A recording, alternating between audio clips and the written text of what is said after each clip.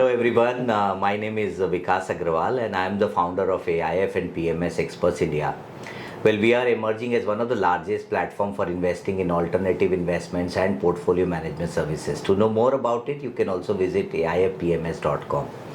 At AIF and PMS Experts India, we keep organizing these value-based or knowledge-based sessions, and the whole idea of organizing these sessions is to educate and empower the investor community as a whole. And it is Diwali, so first of all, let me wish all of you, all the viewers of our YouTube channel, AIF and PMS Experts India, a very happy Diwali to you and your family.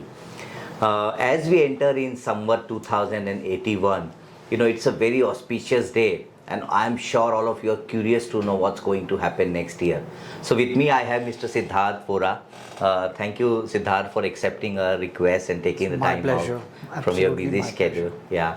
So let me have the privilege of introducing Siddharth. So he's one of the youngest portfolio managers in India now, but one of the best in terms of generating the highest alpha in his PMS strategy called PMS Aqua, Prabhudas Liladhar Aqua strategy.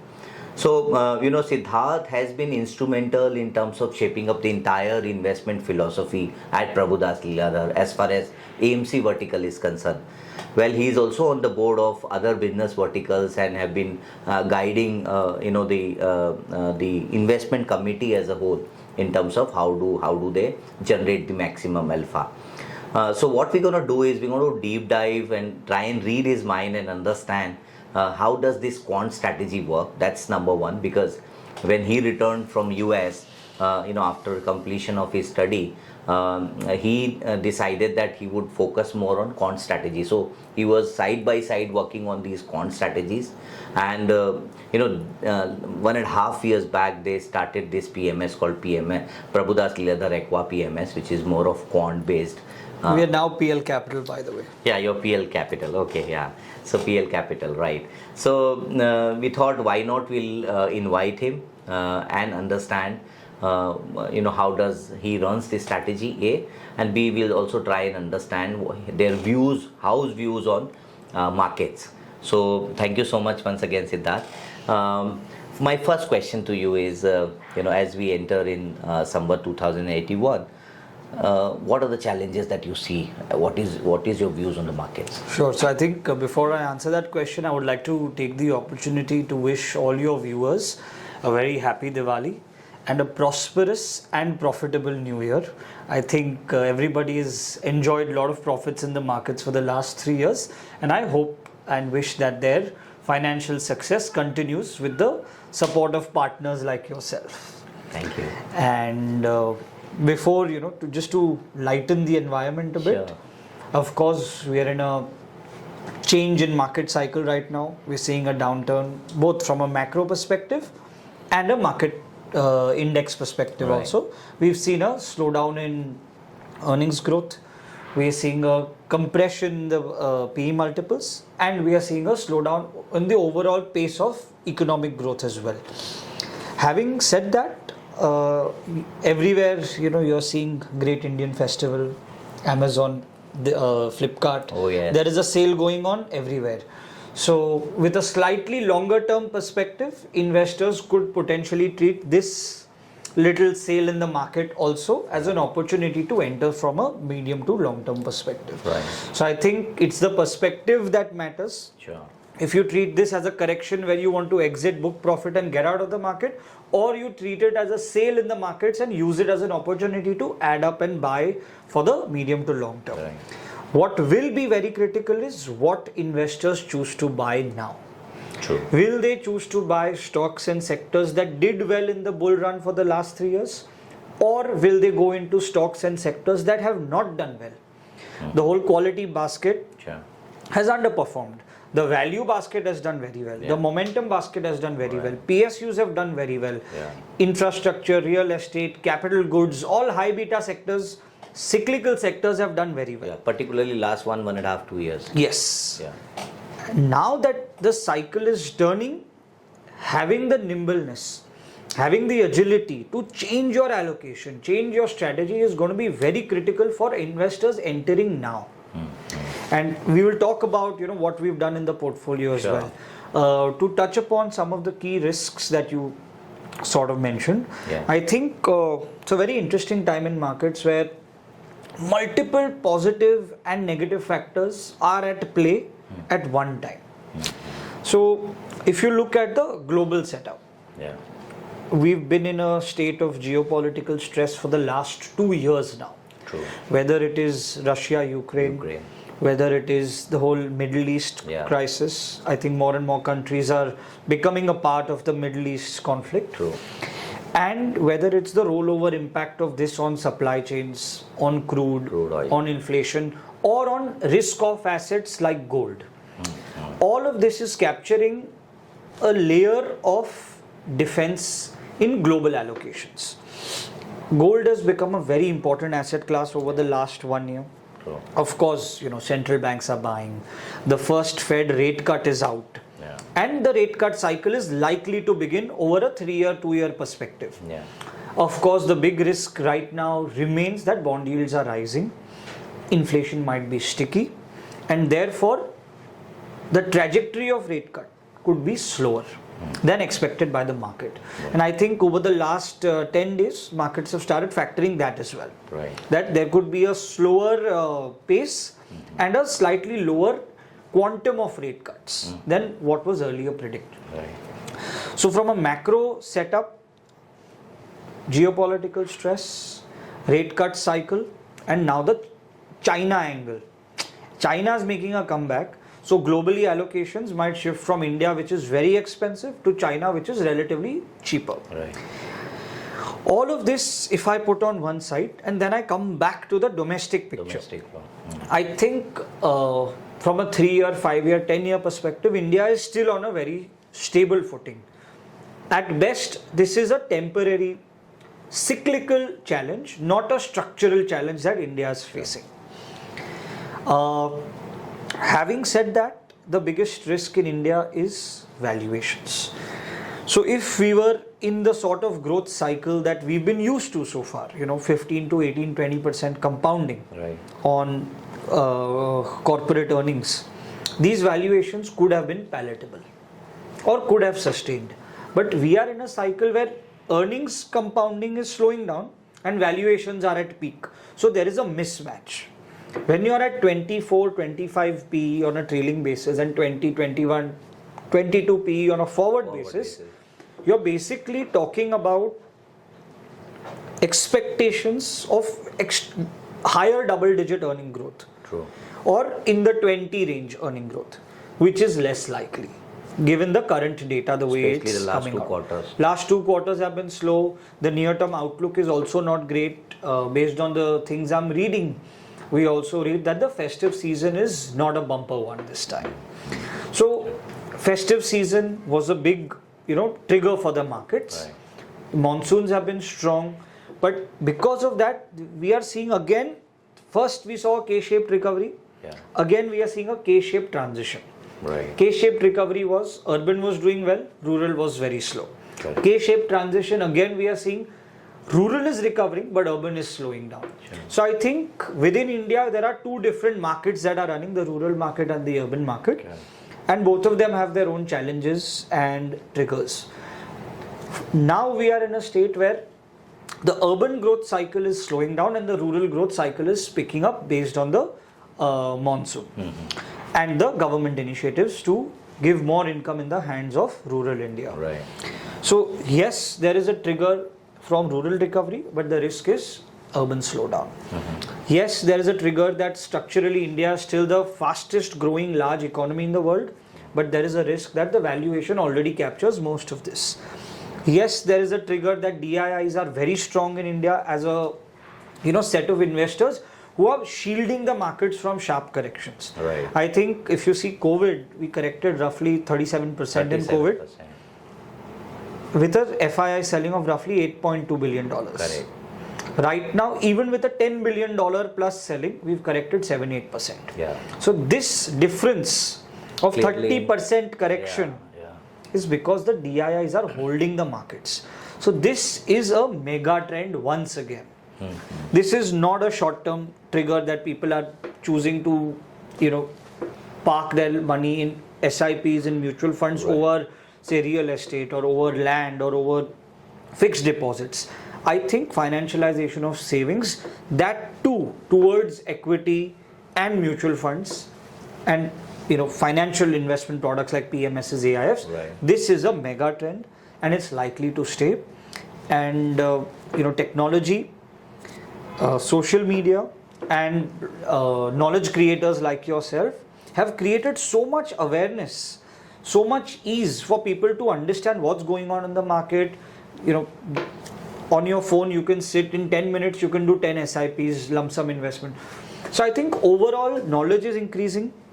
The working population age dynamics are such that a lot of people who are freshly entering the workforce or starting to grow their salary income over the years, all of them are now migrating to mutual funds as a first and direct option. Correct. They are not even thinking about fixed deposits. Right. Our SIP number has reached to, I think, 20,000 crores Every month, the number of folios and the monthly SIP book, every month is making new record highs. So even if it is a sale of $10 billion odd dollars, then you will hardly take 3 or 4 months to cover up only through SIP. Yeah. So what I'm saying is, yes, there are risks from growth and valuation, but the biggest shield for Indian investor is the Indian investing community itself. Correct.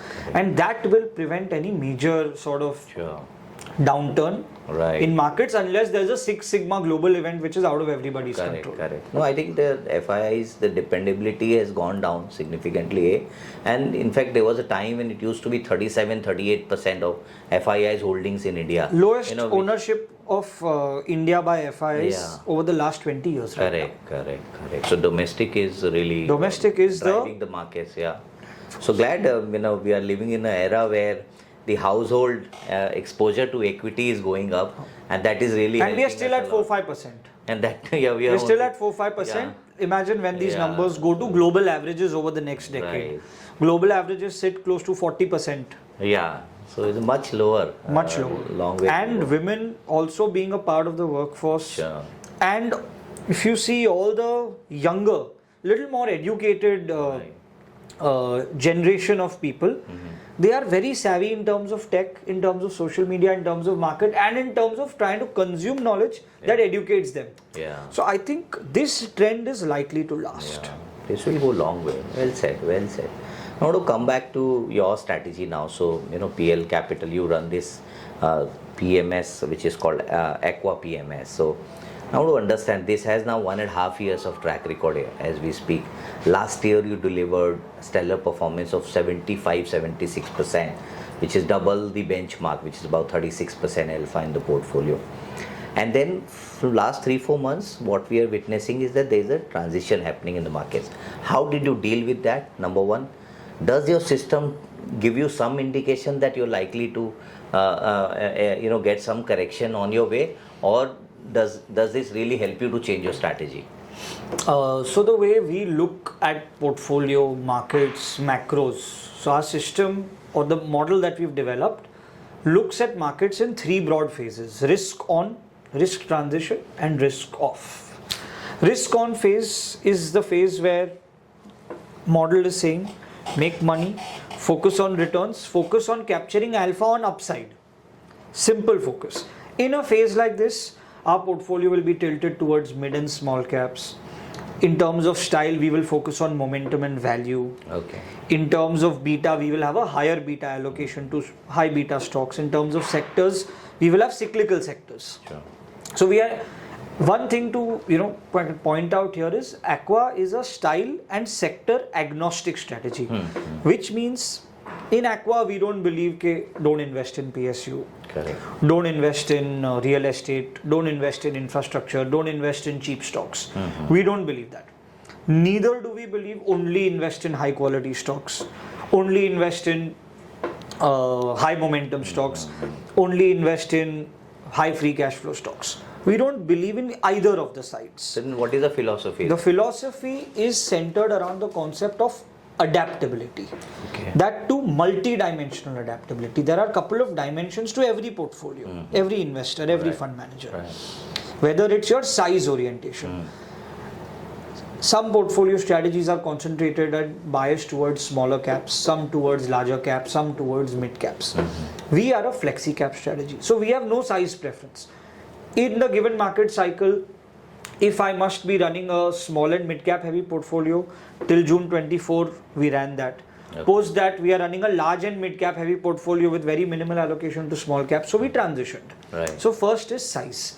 Second is which style. You know, there are so many investing styles in the market. None of them work well across cycles.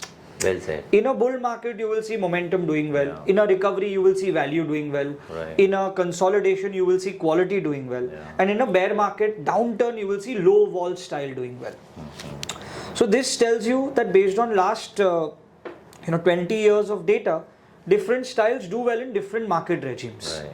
So why should I as a fund manager or my PMS choose one strategy and one style across cycles? It's not sustainable. Right. Clearly it is not sustainable. Therefore we have built a strategy that can change its style based on market conditions. So June 23 to June 24 we were a value momentum fund. June 24 till now we are a quality low vol fund. So the whole approach is different. When I am saying quality low vol, what am I saying?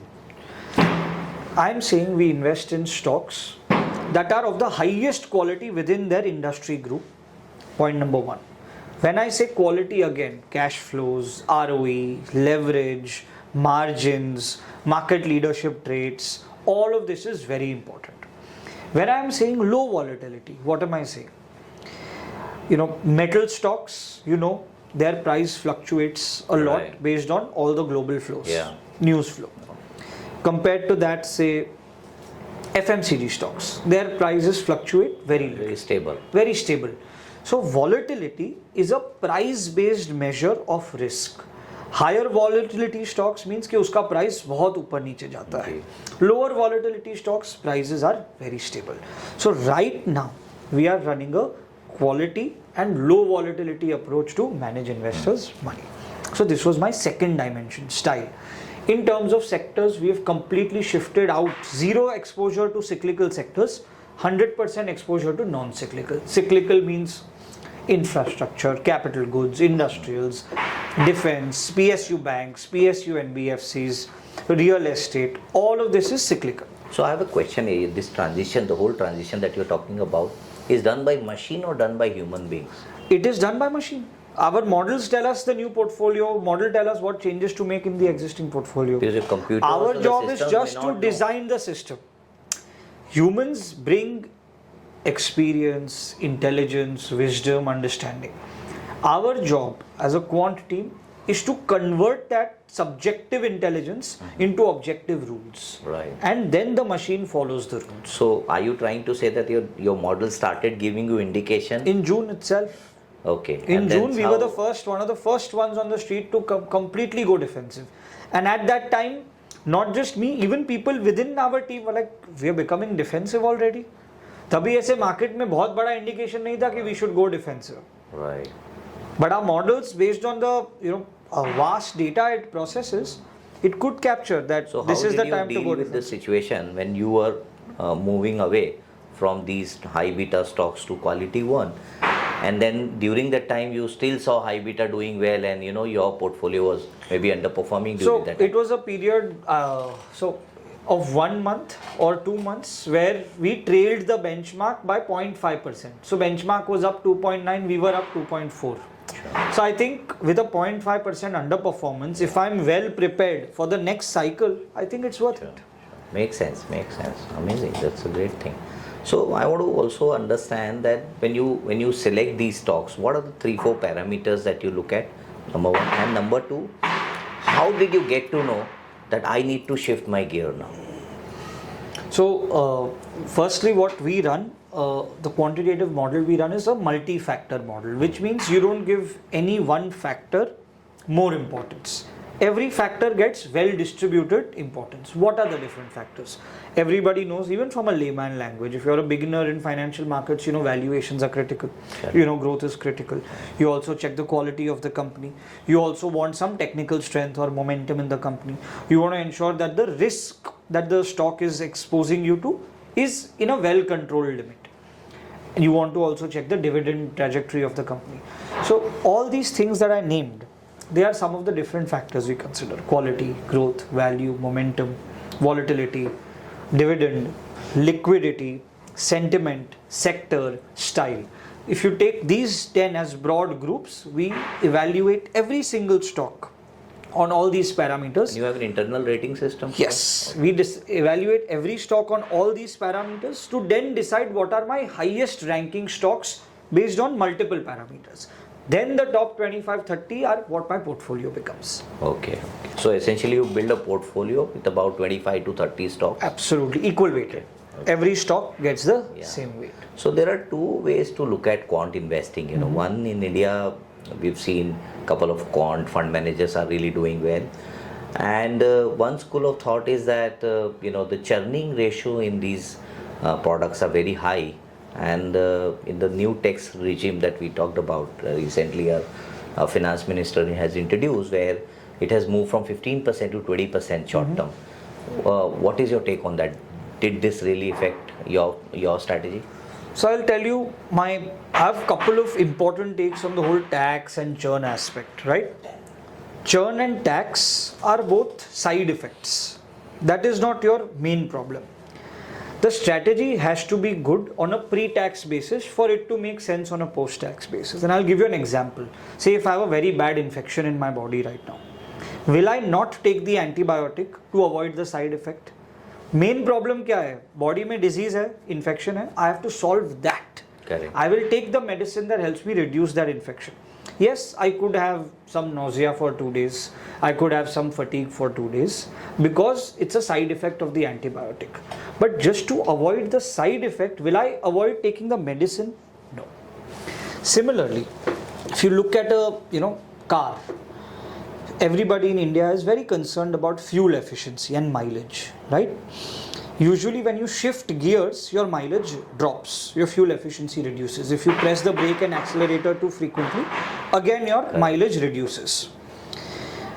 When I am driving a car, my agenda is what? To get you from place A to place B safely, in time, with a good ride quality. Will I not shift the gear to improve my mileage? Will I not take that turn if I'm on the wrong road? Will I not turn the steering of the car just so that my mileage barabar rahe? Nobody does that, right? So the answer is, you have to, as a fund manager, focus on returns and risk at a strategy level. Tax is a byproduct. Tax bachane ke liye nobody is giving me money.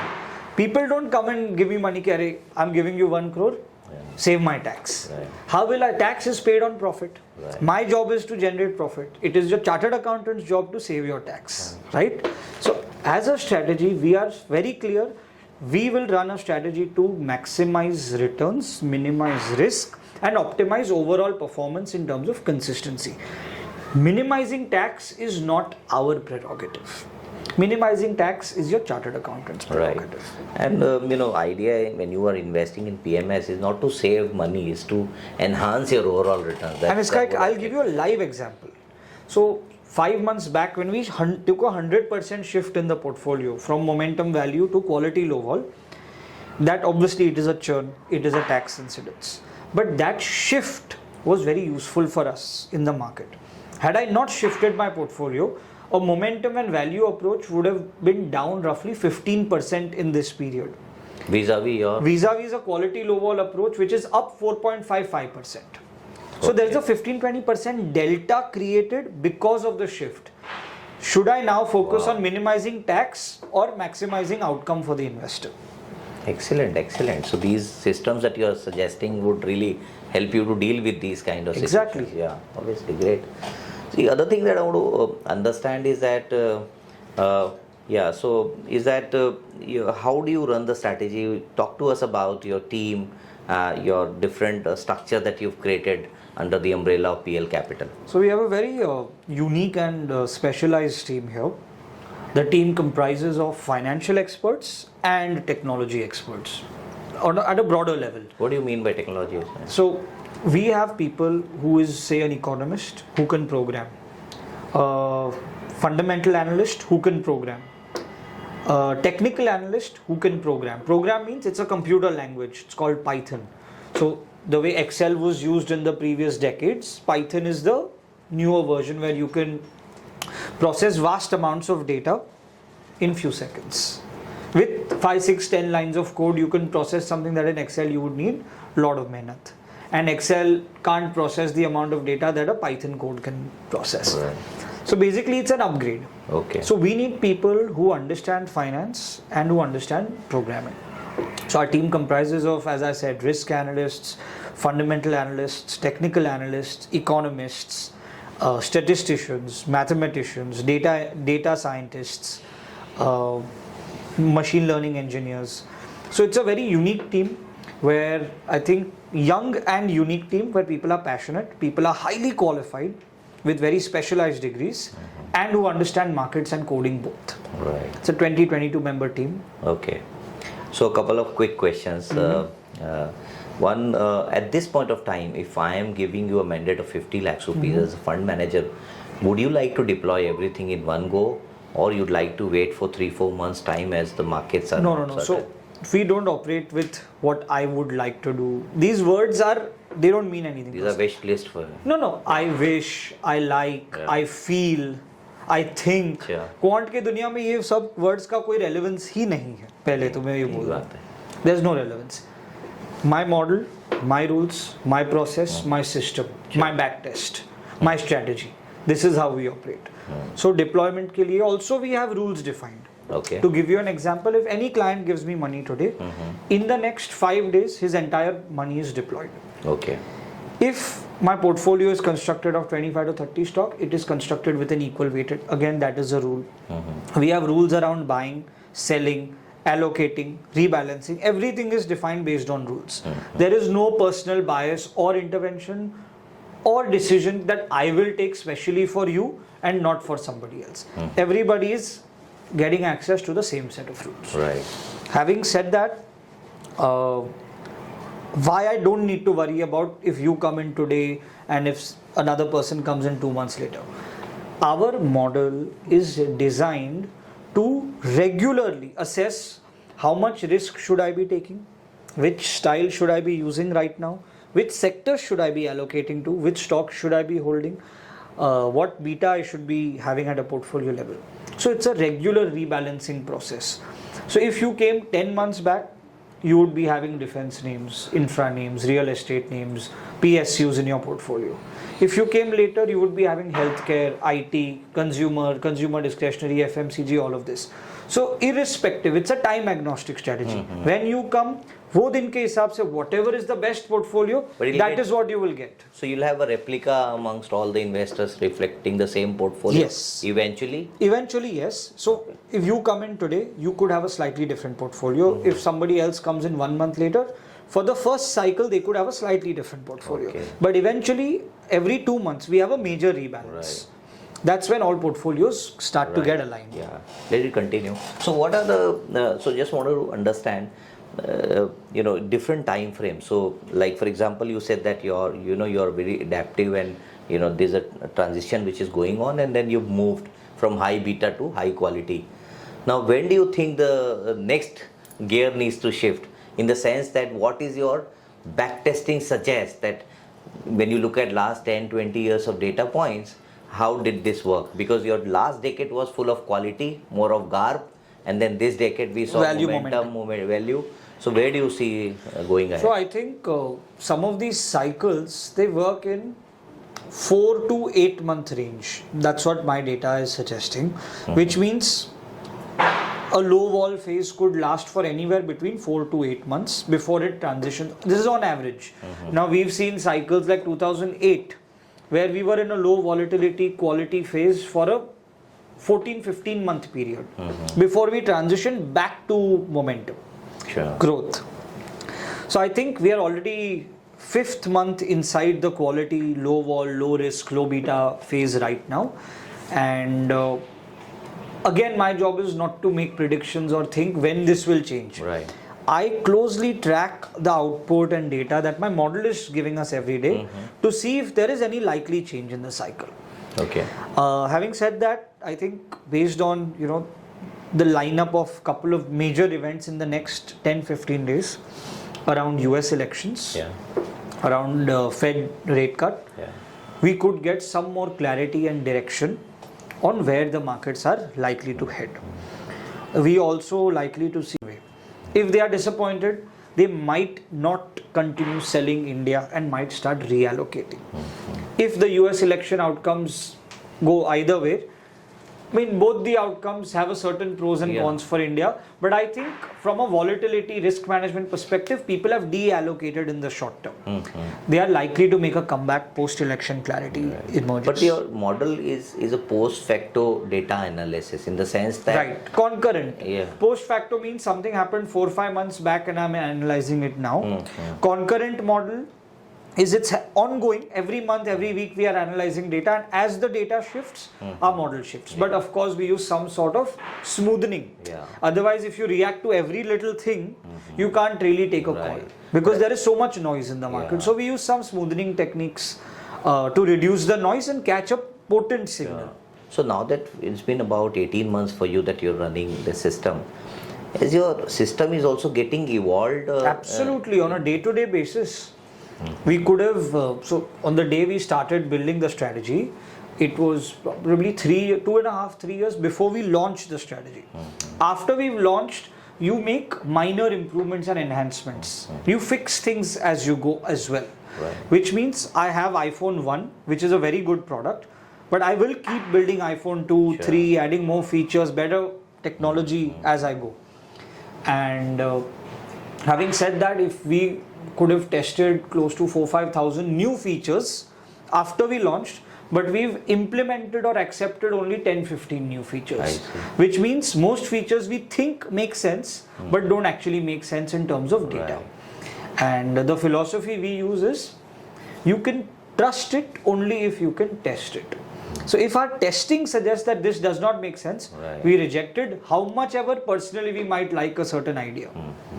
How about your backtesting? How does it help you run the strategy? Backtesting gives you clarity, confidence, conviction in following the rules. It gives you the range, okay, we have run this backtest for 20 years. But does this in backtest past cycles, correct you think are accurate in terms of nature? Because you know you're actually analyzing the back data, and then the conditions that you're putting today's conditions. So what we've done is, firstly, when you're designing a backtest, it is up to you and your team to make an accurate backtest, which means take real cost assumptions, take real slippage assumptions, take real churn assumptions. Don't try to make your backtest look very good, but your real performance will never match up. So how realistic and prudent you are in making your backtest depends on you. Of course, there is a whole science on how to backtest accurately. Having said that, when you use optimization techniques, when you use excessive statistical techniques to define the rules of the model, it has a look back bias, which means it has worked in the past, but it is not going to work in the future. In the world of quant, there is a term called curve fitting. What curve fitting means is, I have tried to set the rules in such a way that in my past it gives me the highest sort of returns, which means I have optimized for the history.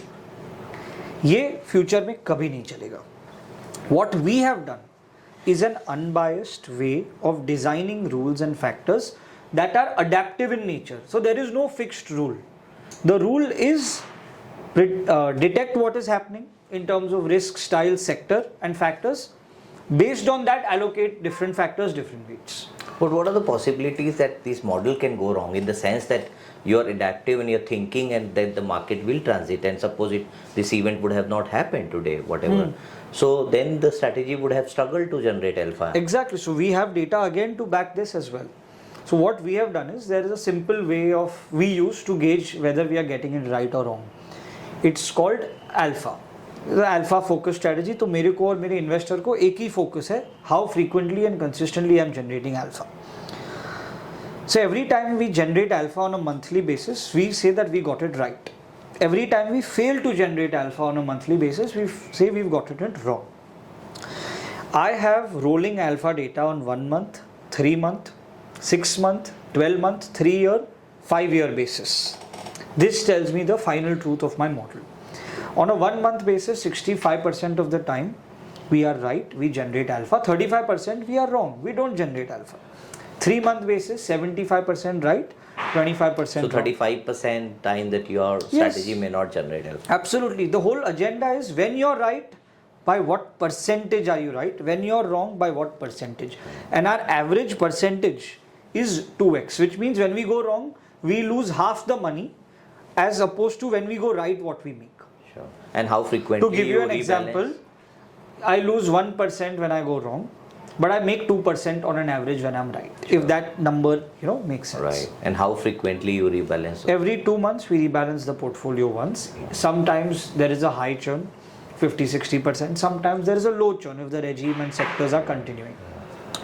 On a quarterly basis, as I said, it's a 75-25. On a yearly basis, it's 88 and 12. On a 3-yearly basis, we've never failed to generate alpha. We always generate alpha based on the back test. Right. So Siddharth, the way things are changing, so rapidly across the globe, would you like to come down to 1 month of rebalancing from 2 months? Did you ever think in those lines?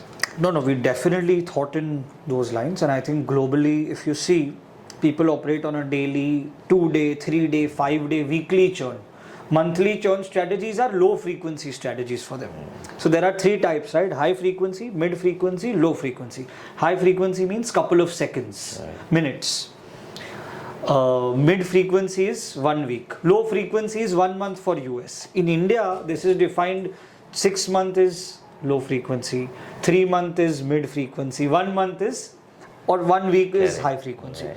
So I think as the liquidity of Indian markets broaden and deepen, we would be able to run these strategies.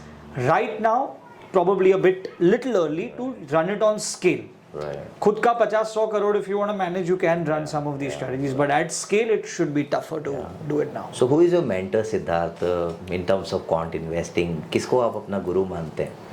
So frankly, ये Or who पूरा has inspired you? mentorship का जो concept है, I believe के why have one mentor when you can learn something from everyone. So whether it's Jim Simons, whether it is MS Dhoni, whether it is Federer, whether it is Messi or Ronaldo, whether it is Shah Rukh Khan, from every person there is something you need to learn, to pick, to take, so that it adds into your overall body of knowledge. Right. So I don't believe in the concept that there is only one mentor.